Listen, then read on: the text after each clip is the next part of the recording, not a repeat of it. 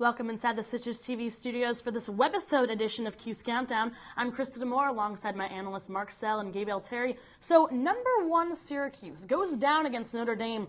What went wrong? What was the biggest problem for the Orange? Well, it's pretty obvious. No Fab Melo. He was definitely missed on the court, Gabe, and it showed in the box score. Notre Dame out-rebounded Syracuse 37-24. You know, Fab Melo's a big piece, but they can get beyond that. I think the biggest thing was they just looked lazy out there. You didn't see them hustling after balls. You didn't see them, forcing it on defense. And on offense, they were taking bad shots. I think the biggest thing was they were just lazy. Well, as you said with Fab Melo, he'll be out for the next game, and as this situation develops, and for the latest news before each game, check us out on Twitter. You can follow us at Cuse Countdown and send us your thoughts. Use the hashtag CCHoops, and your tweets could appear on air. Then as Syracuse reels from its first loss of the season, we go to Citrus TV's Ryan Coletti and WAER's Bill Spalding, who are in South Bend to discuss what this means for the Orange and what they'll face in Cincinnati. Ryan Coletti courtside here at the Joyce Center, now joined by WAER's Bill Spalding, who is on the call today from the Joyce Center. Will also be on the call in Cincinnati when the Orange take on the Bearcats. But from what we saw today, without Fab Melo, they suffer their first loss.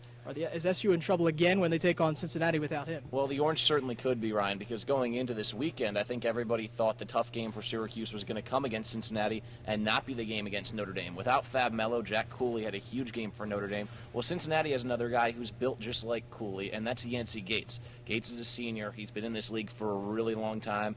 Big guy, and he can push around bodies like C.J. Fair, like Raheem Christmas, and like Bakita on the inside. So that could be tough for Syracuse. The good news, though, for the Orange is that Cincinnati's a small team in general. You throw Yancey Gates out of the equation, and it's one of the smallest teams in the conference.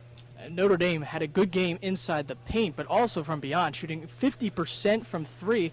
And Cincinnati, you don't want to probably hear this, is the best three-point shooting team in the Big East. So how does the Orange defend that? Yeah, it's scary because Notre Dame came into this game 14th out of 16 teams in the conference at three-point shooting and couldn't miss. So Syracuse really needs to hope against Cincinnati it gets out on the shooters a little bit more. What Notre Dame did well is have a lot of ball movement, and that ball movement contributed to open looks. Syracuse needs to be able to cut off some of those passes and force some more turnovers in the half-court offense. All this turnover Syracuse forced today came out of the full-court press.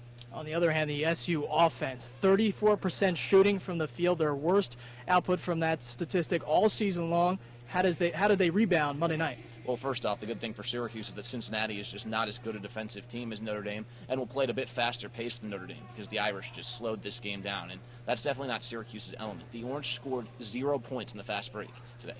0 points in the fast break. So against Cincinnati, it's good for Syracuse that they'll have a chance to be able to probably force a couple more turnovers and get out and score in the fast break because we all know that's what gets Syracuse going. If they score in transition, they get off on those big runs they've had all season. The other thing, though, in the half court, they just need a little bit more movement. The looks were here today, but it was a lot of isolation shots and then try to find the open shooter from the outside, and Syracuse just didn't hit it. So the Orange just probably needs a little better ball movement to get some open looks. And SU needs to get back to their bread and butter. With Bill Spalding, I'm Ryan Coletti. Now let's send it back to Krista D'Amore and the rest of Cuse Countdown.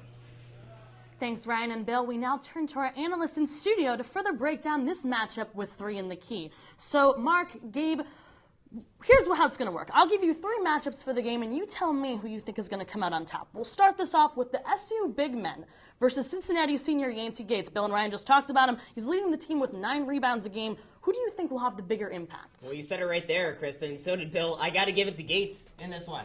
We saw Notre Dame really kill Syracuse on Saturday night right underneath, and Jack Cooley had a heck of a game. 17 points and 10 boards. I think Syracuse still trying to mix and match with that new starting lineup.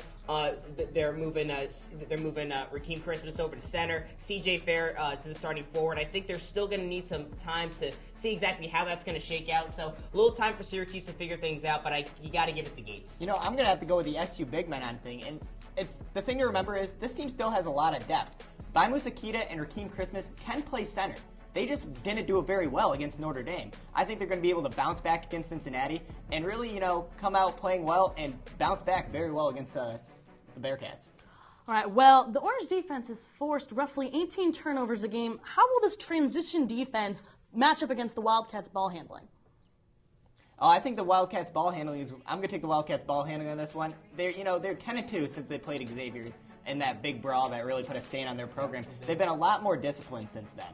They've turned the ball over only 5 times at Connecticut a couple weeks ago in that big win, and it's really been the recipe for success and why they've been such a surprise team in the Big East so far. I mean, you got to go with SU's transition defense at the end of the day, Gabe. I mean, I know Cincinnati's been very clean in the past couple games, only 8 turnovers a game, but still that statistic that stands out amongst all of them. Syracuse #1 in the country in steals per game with 11. When you got guys like Dion Waiters and Scoop Jardine running the point, it's a recipe for disaster for opponents. Well, Syracuse known for its 2-3 zone, but how will it fare against Cincinnati's leading scorer, Sean Kilpatrick? Well, I think Kilpatrick's going to have a good game, actually, for this reason and mainly this reason alone. Syracuse is going to put a lot of emphasis underneath and against that big guy, Yancey Gabe. So I think that's going to free up some space at the top of the key behind the three-point arc for Sean Kilpatrick. And Gabe, he had a good game against UConn a couple nights ago. Yeah, he had about 4 to 5 three-pointers, including the game winner. So I think Kilpatrick's going to have a good game because Syracuse is still going to try and figure out how to speed up their defense in the paint against Gates. Well, you know, Mark, I got to go with the 2-3 zone, though, on this one. I mean, the guards played very lazy out there against Notre Dame, but I think they're going to play a lot tighter like they did earlier in the season, especially Brandon Trish, who didn't look like he was hustling for a lot of balls out there. I think he's going to really come back with a fury against Cincinnati. Well, Kilpatrick, obviously a key player for Cincinnati, but what are your X factors for this game? I'm not going to take exactly any specific player, going with the trend, and that's foul shooting. It's going to be really key for Syracuse in this game because without Fab Melo, with everything still trying to, line out and play out the way it is, Syracuse needs to account for that as much as they can, take advantage of those points when you get to the foul line to make up for Fab Melo's productivity. That's really going to be a big reason on how they're going to come out with a win against at Fifth Third Arena. Well, you know, I'm going to have to go with CJ Fair. He started against Notre Dame, but only had about 6 points. We really need him to get into more of that double digits. He's averaging around 8 points on the season, but if he's going to start and be a big part of this offense, while Fab Melo's out, he's really going to need to start scoring around 10 or 12 points a game. Well, do you think the Orange can bounce back? What are your predictions here? I think they can. I think Syracuse is going to win 72-60. It's going to be a ruckus crowd at Fifth Third Arena. It's a sold-out crowd. There are crowds coming with the white out and everything, but I think Syracuse bounces back. And Jim Boeheim has been in this situation many times before. He knows how to prep his team, man. Those guys are going to be in the right mindset, and I don't think, as you alluded to earlier, Gabe, I don't think we're going to see as much laziness on Syracuse's part come Monday night. Well, you're right, Mark. I think they're going to bounce back as well. I think they're going to take this one 75-68. I really expect it to be a lot tighter game, not see so many of the bad shots, the laziness on defense, more hustling after balls, and really bounce back and try to prove that they were the #1 team in the country and will be again.